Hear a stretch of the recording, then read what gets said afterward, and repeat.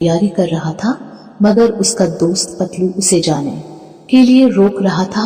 मोटू, तुम्हें खेतों में काम है तो सुबह कर लेना, ऐसे आधी रात को मत जाओ।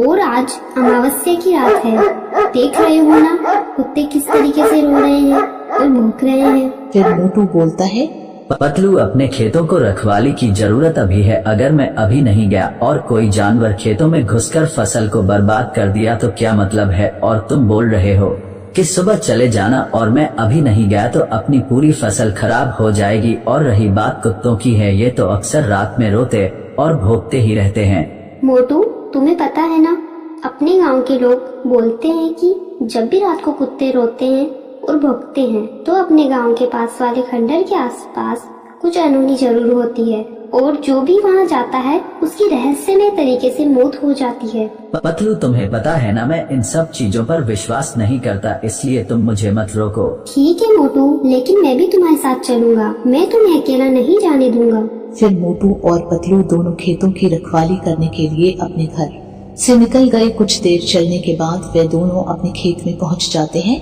और वहां आग जला लेते हैं।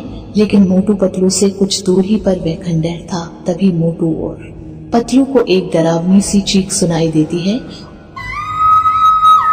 और वो चीख एक औरत की थी। इस चीज को सुनकर पतलू बहुत डर जाता है और मोटू से बोलता है, मोटू, क्या तुमने भी वो चीख सुनी जो मुझे सुनाई दी है? फिर मोटू बोलता है, हाँ पतलू, मुझे भी क्लियर सुनाई दी है वो चीख, और लगता है वो चीख खंडहर की तरफ से आई है। तभी अचानक से फिर से खंडहर की ओर से रोने और चीखने की आवाज आने लगी।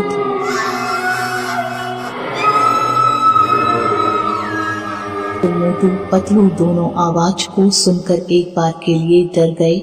लेकिन फिर मोटू बोलता है, पतलू, लगता है कोई बहुत बड़ी मुसीबत में फंसा हुआ है, उसे हमारी मदद की जरूरत है और हमें उसे बचाना चाहिए। फिर पतलू बोलता है, फिर मोटू, तुम कैसी पागलों जैसी बातें कर रहे हो?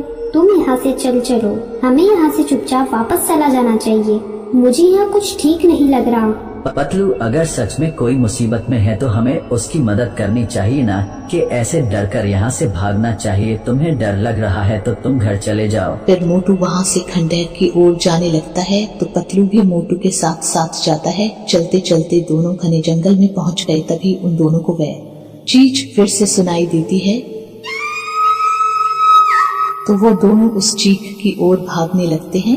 तभी सामने से एक औरत आती है, बोलती है, प्लीज मुझे बचा लो, वो लोग मुझे मार डालेंगे। ये बोलकर वो औरत जमीन पर गिर गई और बेहोश हो गई। तो मोटू पतलू से बोलता है, पतलू, जाओ, जाकर कहीं से पानी लेकर आओ। फिर पतलू बोलता है, मोटू, तुम पागल हो गए हो, चलो चुपचाप यहाँ से। मुझे इस औरत के अलावा यहाँ पर कोई दिखाई नहीं दे रहा। पतलू, अगर तुम्हें नहीं जाना तो तुम मत जाओ, मैं चला जाता हूँ, तुम यहीं पर रुको। फिर पतलू मोटू की बात मानकर पानी लेने के लिए चला जाता है। पतलू थोड़ा आगे जाता ही है, तभी पतलू को मोटू के चिल्लाने की आवाज आती है। तो पतलू वापस आकर देखता है तो वे चुड़ैल मोटू को मार चुकी थी। पतलू ये देखकर बहुत बुरा डर जाता है और वहाँ से फटाफट से भागकर गांव में आ जाता है। अगले दिन सुबह पतलू मुखिया जी के पास जाता है और बोलता है, मुखिया जी, इस गांव में जब जब कुत्ते रोते हैं और भौंकते हैं, जब जब गांव में अनहोनी होती है, कल रात को खंडहर में रहने वाली चुड़ैल ने मोटू को मार दिया। मुखिया जी, आप कुछ कीजिए, नहीं तो अपना पूरा गांव एक दिन खत्म हो जाएगा। फिर मुखिया जी बोलते हैं, पतलू, तुम्हें क्या लगता है मुझे अपने गांव की चिंता नहीं है?